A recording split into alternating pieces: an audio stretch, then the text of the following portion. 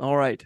Well, welcome everyone. This is something I've been looking forward to. It's exciting to be able to be at this point in the meeting planning process. If I could just ask everyone to mute their microphones, I am going to even turn off my camera here in a second and share my screen. We are recording, as you know. If I'm sure, because of our numbers, that you have colleagues that you know aren't here, we're going to post the recording of this to the resources page on the APEC site.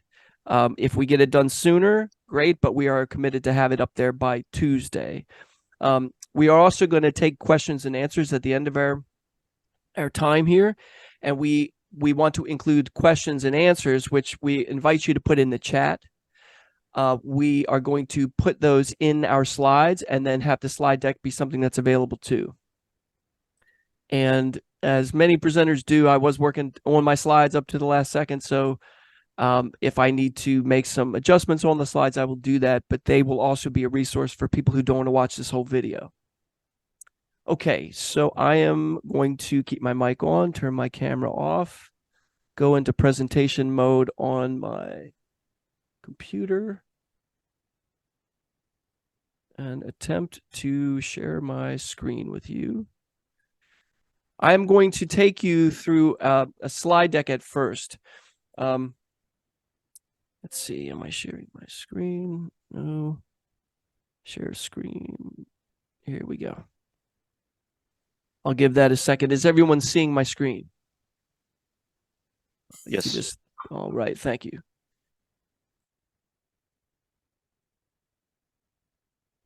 Okay, and then let's see if I can. Oh, I need to go back into this mode. Good. Okay, I got control. All right. Just a roadmap for our time. I hope that my presentation time, I will be watching the clock, does not exceed 30 minutes. We have time at the end that we are leaving sort of sacrosanct for Q&A. Even if I have to cut myself off at 12:45, I'll do that for Q&A. And if there are questions that are follow-up questions, please direct them to the speakers inbox. So that's speakers, I have it up here at the end, but it's speakers@apec-conf.org. And we are going to be, we'll respond to questions there. All right. So we're here to talk about the presentation upload and review portal. We are 3 months away from the event, a little bit less. All technical and some of the industry presenters/authors have already been through the submission, acceptance, review, notification process. Registration has been open. Technical authors/presenters have had to register. So our purpose here in using this portal, and you are all the chairs, you're the reviewers, is not to disqualify anyone's presentation. Everybody's been through a lot to get to where we are. It's for session completion and quality control. So we're at the stage in the process where we're primarily focused on collecting all of the slide decks. Now I know that's industry session and technical lecture. We have some dialogue chairs here, and dialogue is a poster file because they are presenting a live. I'm just going to use the word presenting, by the way. My apologies. All presenters are going to be called presenters. They are presenting a poster. So, but we are interested in collecting those poster files for review, industry session files for vetting, and then a final upload. Same thing with technical lecture. So our audience here are you industry, lecture, and dialogue session chairs. So who is with us? Of course, all of you. We've mentioned you. You're the session chairs. And now we have also the overall chairs for industry and technical. So we have Deval Dalal, Deepak Vireddy, and David Chen from the industry side. And then Tony O'Gorman and Jin Wang from the technical side, covering the lecture and the dialogue. We're also joined with I'm one of these, the MMS team. We're the meeting planning team who is working with APEC to make this meeting happen. So that's the technology aspects as well as all things meeting planning. So I'm Nate Nauer. Katya McKinnon is our content team lead, and Catalina Damasi, who has been answering many of your questions in the speaker's inbox, is the one who started this meeting. And so that's us. Our emails are at the end here. All right, the main purpose of today's webinar is to demonstrate to you the speaker and reviewer portal to pre-answer questions you might have. We're not going to successfully answer all of your questions, pre-answer, pardon me, but that was our intent. Now, if we achieve nothing but one thing, we want to make sure everyone's got their login credentials. Even if you have not logged in, you should log in. But if you have not gotten your credentials, that is the number one thing we need to know. And it would be nice to know it today, at the latest tomorrow. So if you have not received login credentials, and the technical dialogue and lecture just went out this morning. So if you have not received that, we want to hear from you at speakers@apec-conf.org. Give us your name and the sessions that you're associated with. And email us preferably from the email that we have, your APEC email, or the email you've used for, everybody's got multiple emails. All right, so the purpose of the review portal is to give all presenters direct contact with their session chairs. The distribution of responsibility, the intention of it is that presenters directly communicate with their session chairs. Session chairs can communicate larger concerns to the overall chairs, and we achieve as close to possible 100% file collection. I've starred that one in the middle because I think it's the most important one for our purposes today. For quality control and verifying adherence to the APEC guidelines, again, I'm going to refer to my previous comment. We are not trying to disqualify anyone's presentation, but to qualify it.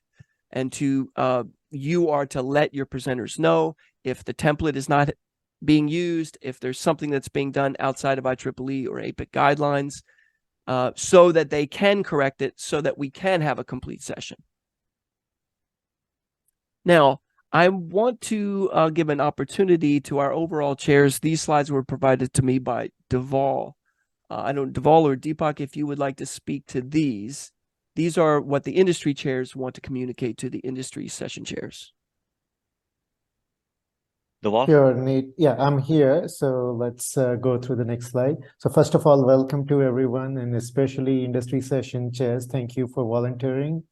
And we are looking forward to seeing you all at Long Beach. Next slide, please. One of the questions we get asked frequently, and some of you are veteran session chairs, so you know this already, but for every session, we have 2 session chairs. There is no hierarchy. We have to put one name first and another name second, but there is no hierarchy. Both have the joint responsibility. How you split it is your discretion, and we have some examples here. I'm not going to go through this, but your responsibility is, as Nate said, clear, consistent, and concise communication to the presenters in your session. You want to notify them of the deadlines, what are the expectations in terms of template, length, and content, and also expectations at the time of the presentation in terms of how much time they have. They need to show up for the speaker breakfast. I think Nate is going to reinforce that later, and how they handle last minute uploads, or if there's any contingency plans. Next slide, I think, is also important. If you can go to the next one. So another question we get asked is, we have a presentation template, and in the past, the adherence to that template has been uneven across the sessions. We want to get to as close to everybody adhering to that. But we still want to give some room to people for some variations. So there are certain no-nos. One is that we don't want any product or company branding in the presentation title. And this is one challenge to the session chairs. You may want to actually go and look at the presentation titles in your sessions. And if you find something, this is an opportunity for you to go approach those presenters and have them change that so that meets this criterion. We also don't want the presentation length to be very long, because no matter how good a speaker a person is, I think in that 20 minutes they have, we don't want them to be rushing through the slides. So we want to not exceed 20 slides. We don't want very small font sizes. Many of us don't have 20/20 vision, so we don't want to be squinting to get to see what's written on the slide. We don't want logos on any other place except on the title slide. And other than this 4 items, essentially, we just request you to use your judgment and be flexible. As Nate said, our goal is to enable everybody to get their presentation in the right time, but at the same time, maintain the quality level of APEC at high enough level so that everybody feels good about coming to APEC and attending our sessions. We have one more slide, but I think we're going to just leave that in the material. We're not going to cover that, but there's some common Q&A. We will just have that in the material when Nate sends it out, so I'm not going to cover that. So go ahead, Nate, carry on with what you were doing, please. Thank you. Thank you, Duvall. Gotta get this stuff. Here we go. All right. So this is a very, very basic slide, but it is really if you take nothing else away, we need to conduct this collection process in 3 basic phases. We are 3 months away from the event. We are in the month of December, and this is the month to collect draft versions. Next month will be the month to collect final versions.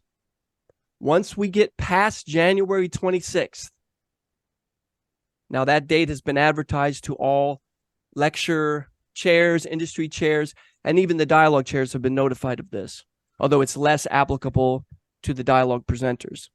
Pardon me. January 26th is the cutoff date for inclusion in the pre-event published proceedings. So every year, the collected papers, as well as the presentation files, the slides for industry and technical lecture, are published and made available to attendees.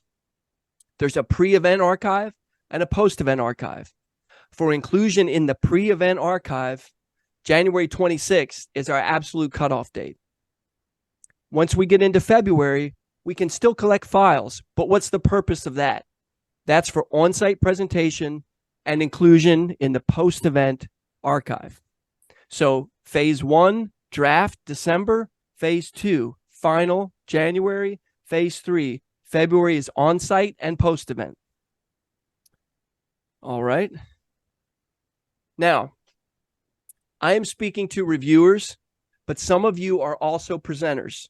So this is important, and this little graphic at the bottom shows it. The reviewer side of this portal is discrete and distinct from the presenter side. Your login credentials as a presenter, if you are both, are different from your reviewer credentials. Your email may be the same, that's the meaning of this, but your access keys, which are generated by the system, will never be the same. Emails have gone out according to reviewer and according to presenter. Emails have also gone out to, separate emails have also gone out to dialogue, lecture, and industry. So the main point, I've got another slide on that coming up. The main point of this is the review side is distinct from the presenter side. And if you're both, you've got 2 sets of credentials. All right, emails have gone out. The one in the middle is industry session. You can see that circled. And that went out on Friday. Just this morning, technical dialogue invitations went out and technical lecture went out to chairs and presenters. So let's say somebody is a technical lecture and technical dialogue presenter. They've got a poster. They also got a talk. They are going to get 2 emails. Now, about that, this is somebody, and I've anonymized their name here, and this is a screenshot of the emails that they received. Presentation information is there. The name of your chairs is there. If you're a presenter, this shows you, okay, here's your number, here's your title, here's your date and time. You are in this role a technical dialogue presenter. Here are your session chairs. Their emails are embedded in the email that they get. Pardon me. Your emails, the chair emails, are embedded in the email they got. Now, this is the same individual, and they got 2 different emails. Their access information is the same in both. It's just that the language is specific to dialogue here, specific to lecture here. Okay. I don't mind showing you this because this is my test account. If you see this and log in as me, it will not create any problems. So this is the login link that's in the emails too. The login links, pardon me? The login links are in the emails, and the easiest way is just to log in from your email. If you want to write down your access key, you're welcome to, but all presenters can log directly in from their email.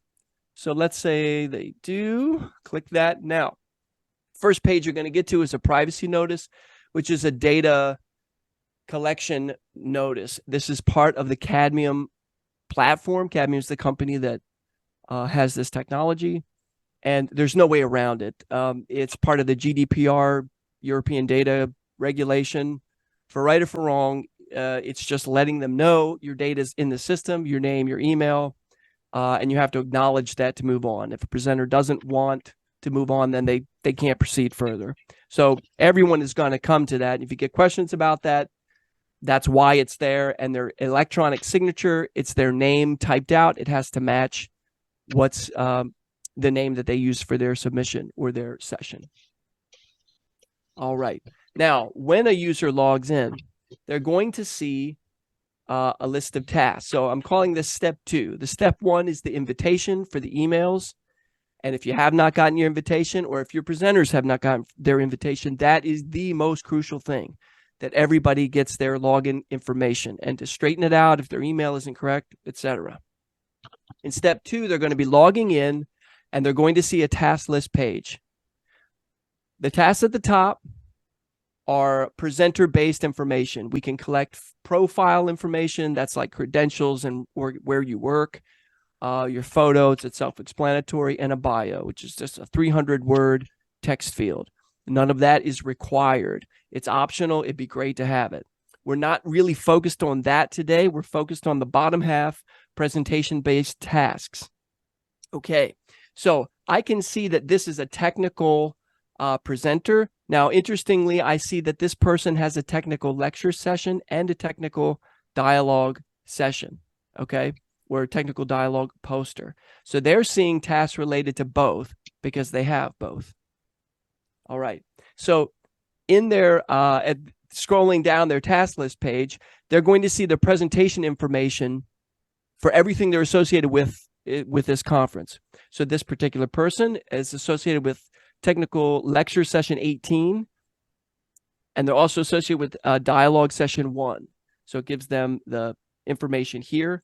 Again, their login information is one thing because they're a presenter, and they're going to see all of their session information in there. Now let's focus on this first thing, the draft presentation slides. Technical presenters have been advertised or have been informed, if everybody could mute, have been informed that their draft presentations are going to be due December 15th. We can all realize that that is just a week away. Now, I want to make a comment here. All due dates that are on this portal are consistent with what is on the speaker resources pages. I would like that that this due date was later. Now I'm going to explain what the due date means. But we're not going to change it because as we want to maximize file collection. So let me just say the advertised due date is the 15th on the resources page for technical, and it's the 20th for industry. That's going to be the same thing they see in here. I'm telling you, if anyone wants to listen to this recording and they hear me say it, it's no big secret. We really think about the month of December for drafts, and we'll get to finals in January. Okay, but these are the advertised due dates. They're not cutoff dates. They're what's being told to the presenters in their emails and in the task list. So the first step is to upload a draft slide deck. Okay, now when they get to their, they click on that task, and they're going to see the information here. This is at the top of the page with information about please name your file this way. Oh, pardon me. Please name your file this way. Keep your title 50 characters or less. Now scrolling down, they see information related to the review site. So they could see messages from you, the reviewers. And then the first step they're going to do is just choose a file and upload. So you just click this, navigate to your desktop, upload the file. Okay, what happens for the reviewer? The reviewer is going to get an email that says, hey, you've got an upload for one of your sessions. And that's really it. It's just alerting you that you got an upload. All reviewers need to log into the system. And when they do, they're going to see, after they get past their login screen, a review chair task. Now, this person is only associated with the technical session, technical lecture. They've got 4 papers. These are all examples. Okay, they're not real.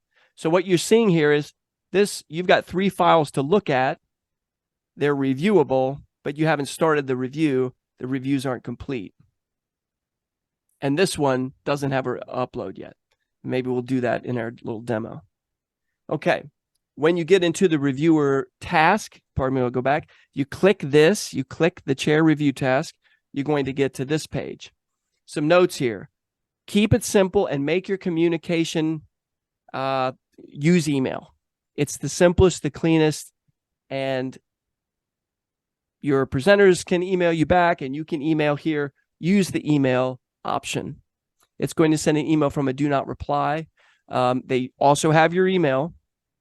But instead of posting comments that you expect to just are going to show up on their task page when they log in, send them the email. That lets them know, hey, I've seen your file. I've reviewed it. I have the following suggestions. Re-upload. And email is just the simplest thing. I strongly recommend, and we've really limited the options here. Use email through the system to communicate back and forth. This reviewer comments field is not something the presenters are going to see. They're not going to see what you type up there. That's for you as you go through the process. Maybe that's not necessary if you just got a few. If you have a lot, that might be something you want to use. This is optional. This is not. All right. Now, the final recommendation.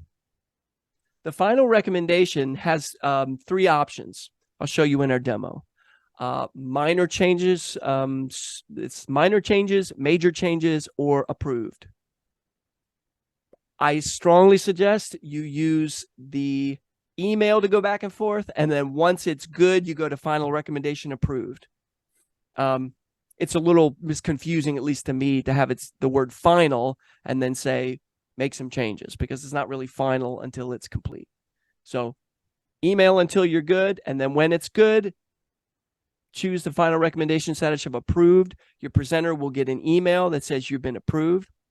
Please upload your final file, and that's going to go to another place. I'll show you that in a second. And then you will have, you see up here, I've got a numerator of 3 and a denominator of 4. That's telling me I'm just, you scroll through using this button. Let's see. You use these little buttons to go back and forth through your list. And so once you go to final, you'll have 1 less to do. And you'll check them off your list until you're down to none. All right. Now, step 3. This is step 3 in phase 2. Now, presenters will be able to upload final files even tomorrow. If they upload today and you review today and say you're good, upload to final, they can do it. But we don't really need them until January. Okay. When your presenter has a final approved version of their slides, this instruction has already been sent in the emails and is in their own task instructions. They are expected to upload a PDF version of those exact slides to this task. So they've got this one to do in December or for the next couple weeks. And then they've got this one to do before January 12th. So there's a date of January 12th being advertised to the technical side, and a date of January 19th is being advertised to the industry side. And both are fine. And we could even move the due date for dialogue and lecture to the 19th. There's some room there. But once they're final, they need to do both of these. Give us in PowerPoint format your final slides. Give us in PDF format the same thing, but just in PDF format. Okay, this is true for industry and technical lecture. All right, so I, at this point, can show you all of this in a demo version. I'm going to stop sharing just for a second and get my browsers up. And so you can see how this will work. I'm going to go into my emails. I'm going to see an invitation I got just earlier this morning. All right. Okay. I guess I can show you this. There's no problem with that. Wait, now let me try to share again. Okay. So this was sent to me. I am not going to be part of the proceedings, and I'm just here to show you. So this has a phony title, Technical Session 1. I don't have session chairs here because I didn't put them in, but we do have them on the back end. But if for all your presenters, they should see your session chair names and emails here. But my access link will work. I hope it doesn't disappoint. I click it. Oh, it came up on another tab, but here is what it did. It came up here. So this is the login screen. All right. And so I just click, once I click the link through the email, it will pre-populate this and I'll get in. Okay, here's my privacy notice. I guess I can't get past this. And I see what am I in here is Nate. I think I'm just Nate here. And let's see if that lets me. You do have to type it as it is. Yes, that's very good. So here is my task list, profile, photo, bio. The promote your session, I'm not spending time on it. It's some marketing materials if presenters want to advertise that they're going to be at APEC 2024. Okay, now I've given myself attached to multiple types of test presentations, but I'm going to go into the technical lecture, upload draft. As I can scroll through from top to bottom, I see my presentation information. Now, I would have to upload for, if I had more than one talk, I would see more than one technical lecture. I'd see all of them. I have to upload for all of them for the task to be complete. All right, this shows me that I already uploaded a slide deck before. Okay, and then I'm going to pick it. I'm going to pick this deck. I'm going to come over here. I'm going to choose a PowerPoint slide deck, and you'll see the title appear there, or your presenters will, and then it is uploaded. And then when they go back into their task, they'll see the task is complete with the green check, and they'll see that the new file is here. Now, I believe if everything worked correctly, that my colleague Catalina would have received a email invitation, or not an invitation, but an alert saying you have a new upload. Okay, so from the back end, I'm able to go in as the reviewer. So I'm just going to jump out for a second. I'm going to go back. I'm going to go over to the reviewer side. Nate, I did just receive your email. So that's the chair, and as you as chairs, if presenters have already begun to upload, you will have gotten alert emails. We are aware of a little, I don't want to say a bug, but that the access link is not directly in the alerts. Okay, your access links have been sent to you in the emails for your invitation emails. They're not coming through in the alerts. I'm going to see if we can resolve that with our vendor. But at any rate, it's an alert that you've got something to review and you need to log into the portal. So you can't avoid logging into the portal either way. All right, now I'm going to go in and I'm going in administratively.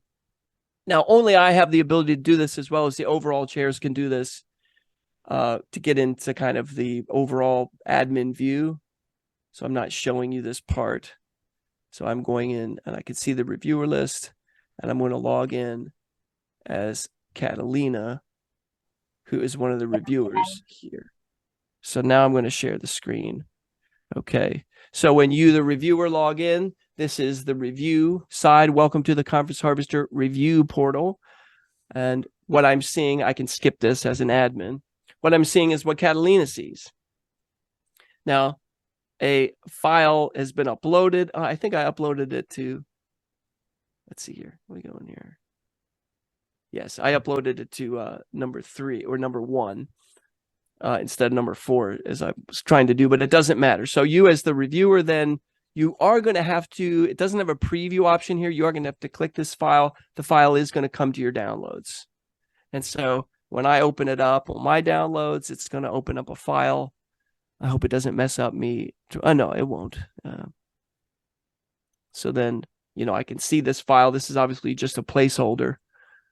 And I look at it and I say, okay, this is all good. So let's just say I have determined that this is good, and I make a final recommendation of finalized. And I continue. Now that review is complete, and I don't need to review it again.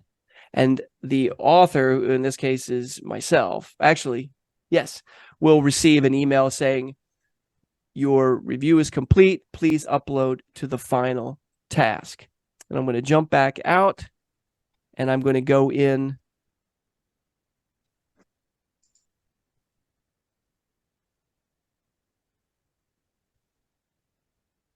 to the back end as the uploader. And I just got the email, so that's very convenient. So in my email here, I'll show you this. This is what a presenter sees when they're final, or excuse me, I shouldn't say final. This is what the presenter sees when their draft presentation has been approved. It's been looked at, and it's just a basic boilerplate message. It's saying you've been sent a message concerning the reviewer of uploaded file. It will give the title.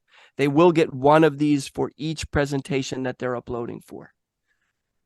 Your review has been completed. Slides have been approved. Please upload this approved version of your slides I correct this language, to the task in your task list labeled final on-site presentation slides. So my login information is again here. I log in. This is me, the presenter, and I go to this final on-site presentation slides. Inside this task is information that applies both to industry and technical lecture. And the reason this is because industry and technical lecture are the only presentations that are going to be pushed through the on-site speaker network.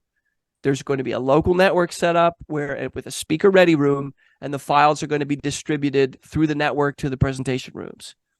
That's not true for dialogue. The dialogue will be a poster area. You set up a physical poster. But for industry and lecture, this is necessary to upload your final to this task. So for draft, lecture has a different task than industry, but for the final on-site presentation slides, it's the same for both. So we want one stream here because these are going to be the files that go all the way up to the event, to the week before the event when we cut this off. The very week before, we're on site is when this gets cut off. And up till then, the files that are going to be presented on site, that is why this is here. So the presenter will see all the presentations. You see, I've got various test presentations. I have a test industry. I've got a test technical. And so this is the task to which I upload the final version of my slides. So if I go to this one, and again, it gives me this, and I say I choose the same file from my list of files, and I upload that. Now, you're not going to see that I'm complete for the whole task because it says not all the required fields have been uploaded. That's because I've got more than one title. So I have to upload final versions for all the things I'm affiliated with in order to see a green check here. Once I have, then I'm going to see the green check. Now, I won't go through this procedure right now, but I will also, I am obligated to convert my own PowerPoint to PDF and upload it to this one. You see, for the PDF, we do have different. Most people don't cross the technical industry boundary. Most people are in technical. Some have a lecture and a dialogue, or they have industry or more than one industry. So as this is a test, I see both. The PDF is different for each. Most people will only see one. And that's where I'm going to upload a PDF And the instructions here say, for inclusion in the electronic proceedings, your PDF needs to be uploaded by January 19th. If it's past January 9th, now I'm telling you this, and anyone who cares to listen to this online, the absolute cutoff date for inclusion in the pre-event proceedings is 1 week after that, January 26th. That's a hard date for us. I can't do anything about it. Somebody can still upload after the 26th, but that file won't be a part of the pre-event proceedings. The navigable PDF, the digital archive, that's got all the lecture papers, the technical papers, the lecture slides, the industry slides, as well as the professional education seminar slides. So if it doesn't meet, here it's advertised the 19th, again, the cutoff is the 26th. That's where this file's got to go. One more comment, and I'm going to go back in my slide deck. Let's see if I can do it gracefully. I don't know if I can. I'm going to go back to my phases slide.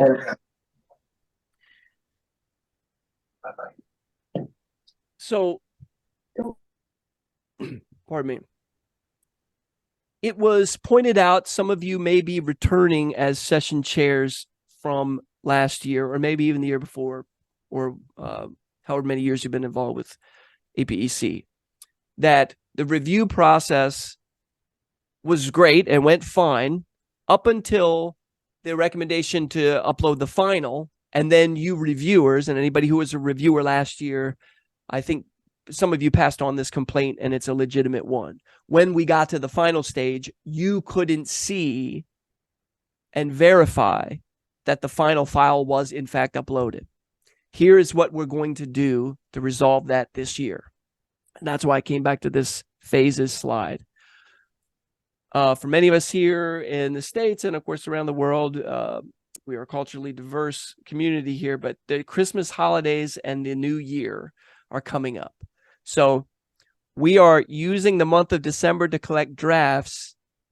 And then what we are going to do for you reviewers is we are going to point your review task, and I'm using the Cadmium lingo here, to the new final upload task. It's almost like you can look into one of two buckets at a time. So all through this month, you're going to be looking into this bucket. And then after New Year, so it's on my schedule as the day after New Year, to switch the reviewers to be looking into this bucket. What's going to happen when we make the switch? You're going to have a full bucket here, say on December 31, and then on January 2, you're going to have a relatively empty bucket over here. Now, you might have some files in there, but this is just a technical limitation. The reviewers can only look into one bucket at a time, which is a task. So if I go to my task, let's see here. I really want to be clear with this. So let's see here.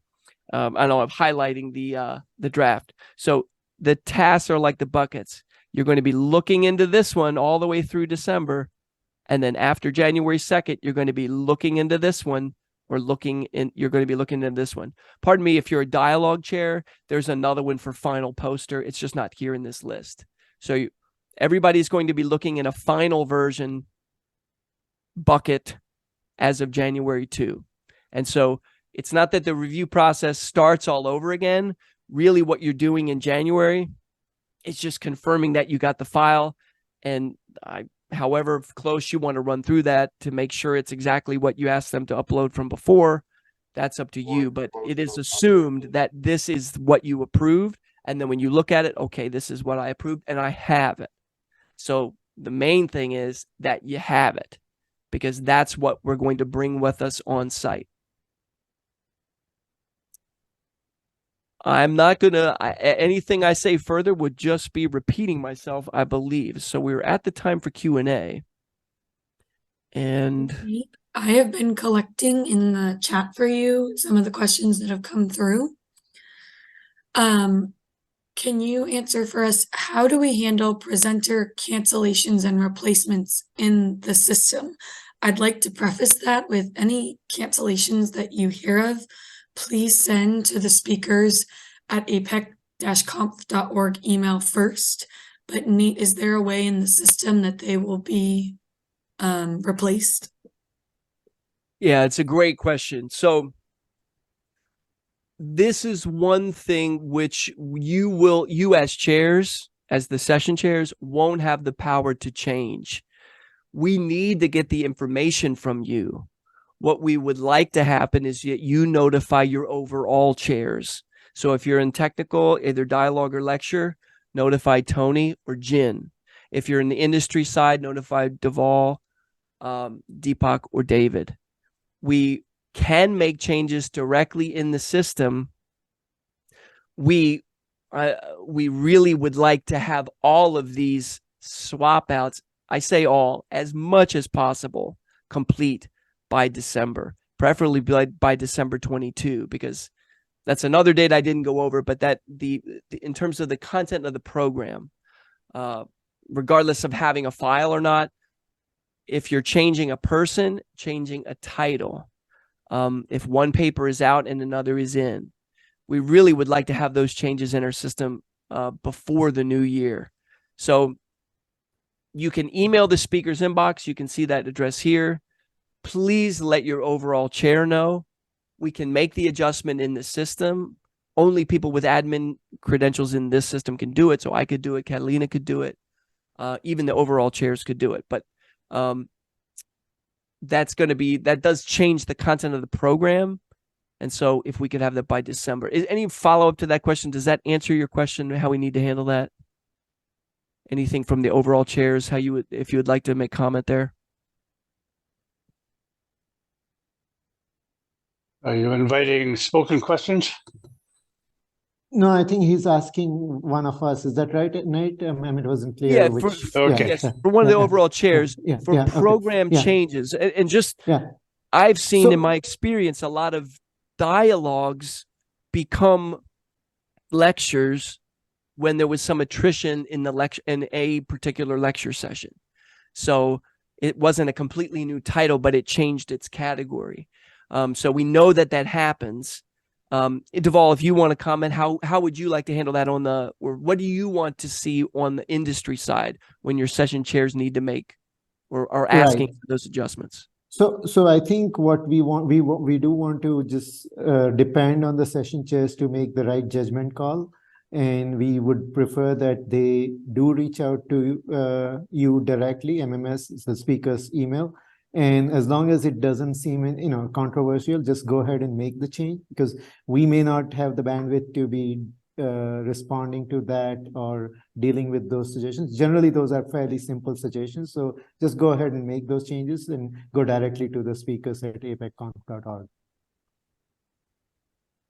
Perfect. Will do. Nate, I have 3 other questions that have come through the chat. Does the other chair, if they're working in tandem, see the reviewer's marks that one chair has made? Yes, I think they'll see what you put in the reviewer comments. There's another field for notes, and that's exclusive to only yourself. Your co-reviewer should see what you put in reviewer comments. But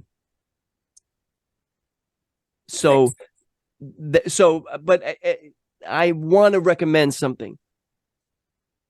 The easiest thing to do is figure out with your co-reviewer how you're going to handle, how you're going to divide, how you're going to divide the workload.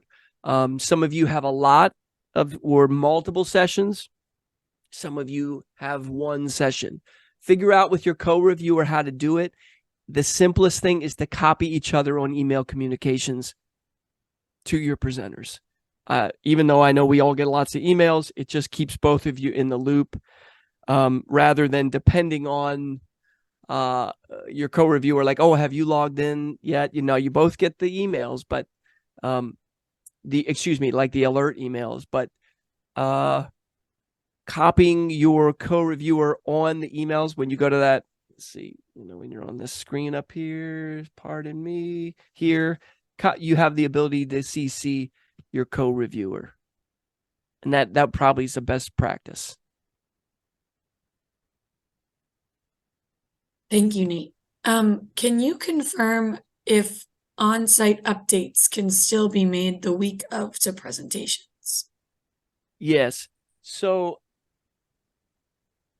they can be, and they always have been. What's a little bit different this year is that, based on some feedback from lots of stakeholders with APEC, pardon me, what we're doing, I should go to this, the final, here we go. This is what I wanted to show you. Based on the feedback from many people, if on-site updates are made, let's say they're made on-site, literally, the presenter comes into the speaker ready room and updates slides. Those slides can be updated for their on-site presentation. Let's say they do it the day before their talk, okay? They are also expected to upload a new version of that PDF if they want that updated version to appear in the post-event proceedings. So yes, they can. If you want it in the pre-event proceedings, the published proceedings available to users, that's got to be pre-January 26. I should say through January 26.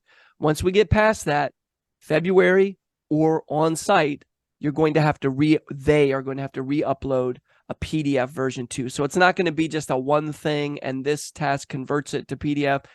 You got to upload your slides, upload a version of that as a PDF, and it'll be available in the post-event proceedings. But yes, updates are allowed and accommodated, and we will have a speaker ready room again on site. So I have a question. Before last year, when a speaker uploaded their new slides and their new download materials, the minute it was in the system for them to use for the presentation, if you're sitting in the audience, you could download the latest and greatest. Last year, that was not true.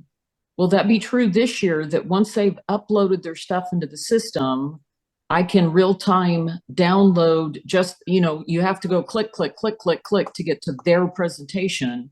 But when I get to the download presentation, will it download the latest and greatest, or will it download something that was updated and, loaded in January? It's a great question, Stephanie. So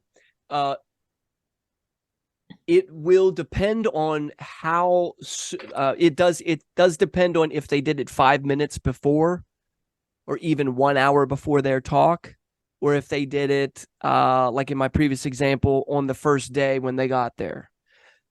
Here's what happens in the background technically.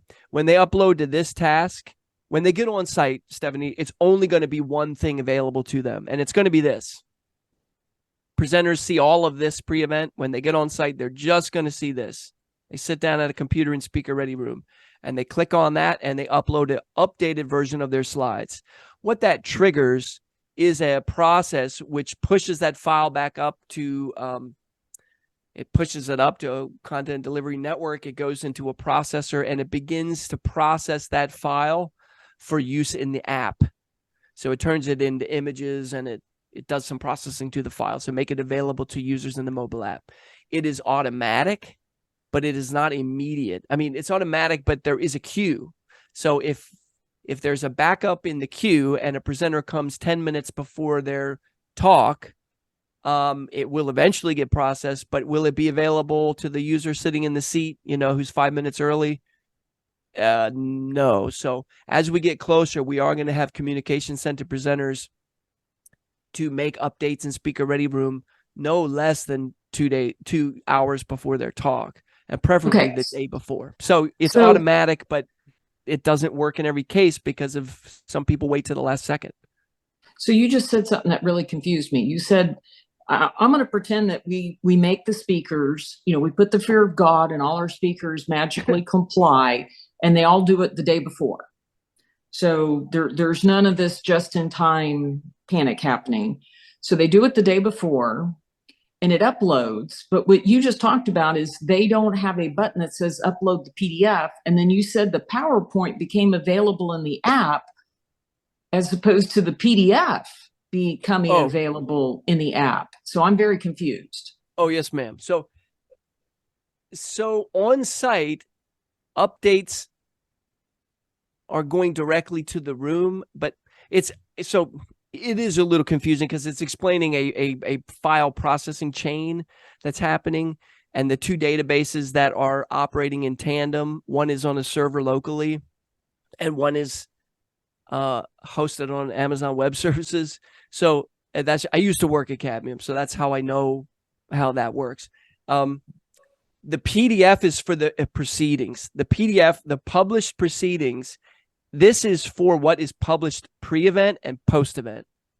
And it becomes part of the IEEE. I'm blanking on the name of, but you all should know. It comes out as an archive. Brian just said it. Yeah, I mean, the presentations don't go to Explore. Yeah, no, the presentations don't go to Explore. No, but the Papers go to PDF Explore. will be part of an archive that is available pre-event if it's in before the 26th, and post-event within a week after the event. Yeah. So this it's is the not. bulk- So yeah, Stephanie, it's not the PDF which is going to go to someone's app. Yeah. It's So the this is the slide bulk deck. download. This is the bulk download that you do it from the website. Yes, or sir. the app, right? That's correct. Right, but okay, so I got a couple of questions because we're obviously going into different than, let's say, as of 2 years ago. You're saying when you now download something in the app, if I want to manually do it, and God, it's painful because it takes like 5 clicks per paper, I can download everybody's PowerPoint slides, not their PDFs. I was addressing the question of an update made on site. Right, and that's what I'm asking. Was the way you answered it made it sound like now, when I'm in the app, whether the app is on my computer or the app is in my phone, and I download a file one by one, I'm downloading as a person in the audience, I'm downloading someone's PowerPoints, not their PDF, is what I just heard you say. Yeah, so technically it's a processed version of their PowerPoint slides. It's not an actual PowerPoint file. And that's just the way the mobile app platform works. Look, we could address this in a follow-up. Let's do it in a follow-up, but this is the number one question, because until last year, if someone updated on site, you could download their slides and be looking slides PDF, ignore the format. You could be downloading what you were looking at. And then last year, that wasn't true. So you had people updating the tutorials, and those of us who paid to go to a tutorial couldn't access their slides. So that's where some of this comes from, is that was a hiccup last year that we had never seen before, that if they updated it far enough in advance, not 2 minutes before, but like the day before, you still couldn't access their slides. It could have been a processing queue issue. There are ways to address this. And right. So let me just finish by saying this. This task here at the bottom, upload a PDF for the proceedings, will never close up until we get to the end of the event. It will always be open. It's open now, and it will stay open through the event. Any presenter who uploads a PDF to this can have that be part of the pre-event archive if they get it in by January 26th, and if they upload on January 27th or February 5th, it will be a part of the proceedings after the event. We can make through through Cadmium, it is possible to turn this PDF into something that's available in people's mobile apps on site. I was maybe being too literal, sitting myself down at a station there on site. When I'm sitting down in speaker ready room, I'm really only seeing this. But if I got online on my laptop and logged into the harvester, now I'm not logging into a local area network when I'm on site. Now I'm seeing the harvester task list. I could upload my PDF and it would process immediately. So if it's the consensus of those on this call and all chairs and the overall chairs that they want the PDF to be available, it can be. It's just that on site when they're in speaker ready room, they're hooked into a local network. They're not hooked. They're not online. If they get up out of the chair and they get online and they upload a PDF here, it will process, and it will process immediately. So that's something we can revisit. I know we're at time now. Yeah, Nate, I think it's better if there are other questions. I don't know, Kathleen, are there any other open questions, because people are dropping? I know this is an issue that needs to be resolved, but yeah, please go ahead. There's one Yeah, more. and I'm willing to take this obviously offline. This was Yeah, something Stephanie, that was it's a good lessons question. learned to fix. Yeah, this was something we had listed to fix for this year. So with that, I'm glad I asked, because it obviously wasn't being addressed. So we can address it, but I want to make sure we do. So this is Jing. I just have one quick comment. I think in the follow-up conversations, we need to have our terminologies more straightened up. So the PDF is a little bit of confusion. It's whether this is actually PDF for paper or PDF for the slides. So people can get confused. So let's, when we have the offline discussions, let's make sure we clean up the presentation and have clear definition of every terminology we have here. I can, if some people are still remaining, I can address the one question, clear that up.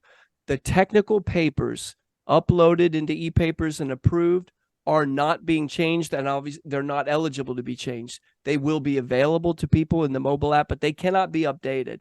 So when we talk about I'm going to use the term paper for those. They are, of course, in PDF format, but the technical papers will be available to users, but they cannot be updated. Well, let's just leave it there. They cannot be updated. So what we have from e-papers now is what's going to be available to users come the event, and post-event, it can't be changed. The only thing that could happen in the post-event archive is that if a presenter doesn't show up to the event, it can be, pardon me, it can be removed. So here, Jen, in this, Stephanie, I think you're talking about versions of the presentation. So, and that's what I was addressing here. Correct. Yes, Yeah. yes. But the proceedings usually only means paper. So that's reason as we're saying PDF may be confusion here. Right. When you said explore, you got me really confused, because the presentations do not go to explore. Okay, pardon me, and that's my mistake then. So many of you are familiar with the vendor that's been associated with this event for years, the publishing house. I'm talking about what is produced, the downloadable archive of both papers and presentation files. Yeah, so talking that's really, about let's what we're collecting here. Yeah, let's move this offline. I think that would be more questions. I think this is good for this conference and also next few years. So if we have all the terminology standardized in follow-up meetings and the communications, that would be much easier. So let's move that offline. Yes, we will make sure to follow back up about this, because clearly it is an issue that you would like to be addressed. The next question from the chat is, what if a presenter uploads a draft presentation in January? Can chairs still review it? It's a great question. No, if they upload a draft presentation to the final task, then yes, you'll be able to see it. We have to accommodate there are a number of problems we're trying to solve all together. And so this is the strategy we're employing. You have through December to be getting drafts, and then January, you need to be getting finals. You're going to be looking into the draft bucket in December. You're going to be looking in the January bucket in January, the final bucket in January. So if a presenter uploads to the draft task in January, you won't see that as a reviewer. You need to communicate to all of your presenters, please get me your draft file before the due date in December. And if you have to go all the way up to New Year's Eve and you're bugging, after that, you're going to have to ask them to upload whatever they're uploading to the final. You're not going to be able to see what's in here anymore. It doesn't go away. And from an admin perspective, I can see it. Deval, David, Deepak can see it. Tony can see it. Jin can see it. Nate, you I session just want to chairs- jump Yes. in here. There is an option for session chairs and the presenter to manage that through email, right? Because that's always an Sure. option. They can do that because I think, and I think I do echo other people's comments in the chat that January 2 may be too soon, but we need to definitely need to decide on a fixed date. But because the draft process is generally longer, while the final process is not necessarily as long. So we need to figure out what is the right cutoff date. Okay. And that is, I'm going to hear from the overall chairs about moving those dates, and they'll hear from you about moving those dates. I'll repeat, one date I cannot move is January 26th. So things that people desire to be part of the pre-event downloadable proceedings, excuse me if I'm using that word, but the archive of presentation files. We have to, if they're going to be included in that pre-event, January 26th is our day. So if we move our final due date to say, if we move the day that we're switching you from looking into here into looking into here, we're also tightening up the time frame, which is fine by me. I need to let you know that 26 is a hard line for us. Yes, absolutely. But as I said, the draft process is a longer one. Finals should not be that long. So we should be able to make some adjustment, but we can take that offline. And we would probably want to hear in some manner, not necessarily through emails, but Catalina, if you're able to do a quick survey or something, because we need to hear from the session chairs what they prefer. And maybe that's what we need to hear and decide on that. Yeah, if you want to put in the chat now. Yeah, I think by now a lot of people have left, unfortunately. Sure. Yeah. Nate, that was the end of the questions in the chat. Does anyone care to unmute themselves and ask a question? Yeah, Nate, just one comment. So when you said January 26th is your hard deadline, do you need actual days before that? Is that actual deadline you have to basically hand all the data to the publishing house, or actually that's nothing you can do after January 26th? Because I do not want everybody got a wrong impression that they can wait until the last minute of January 26th to do something. I feel that you may need a few days actual as buffer before that, right? Well, so it's a great question, Jin. And so a couple comments there. As far as the inclusion of the dialogues in the in that pre-event archive, the information I've gotten from so Jin, this was you and Tony asking Tim. We still have the option to put them in there. But right now we are not giving instruction as the dialogue upload and review process is really right now for the purpose of just quality control and making sure that your poster is there so that you've got the right kind of thing to print. Now, let's say that we are going to include a digital version of posters in the archive. I don't need any buffer time, because what's going to happen after the 26th is that we're going to download the zip archive of what's in that task. There's a task for final poster upload. Upload your final poster. So in that task, whatever we have after January 26th, say January. Now, really, when am I going to do this? I'm probably going to do this. January 26th is a Friday. So I'm probably going to do this the following Monday. Now, I'm going to download what's in there, and that's what's getting sent to the publishing house. So that's actually exactly the hard deadline for all the speakers and the dialogue presenters. So if they do that, those still would be included in the mobile app, right? The mobile app is actually different. The mobile app is different because the mobile app is more up to the minute. Things can be included in the mobile app that are uploaded after that. January 26th is the pre-event archive. No, that's actually more for the publishing house. Okay, I see. Right, right. So we will still accept them, but basically I'm freezing in time. I'm taking a snapshot of what's there what's the day after the 26th? The Monday after the 26th. I don't see it, but the Monday following the 26th, I'm going to pull these down and send them to Tia Fulmer at the publishing house. And if other files come in after I did the download, well, they'll be available in the post-event archive. But that's why that's a hard date. Yeah, okay, thanks for the explanation. Thank you. Sure, Noah, thank you for the question.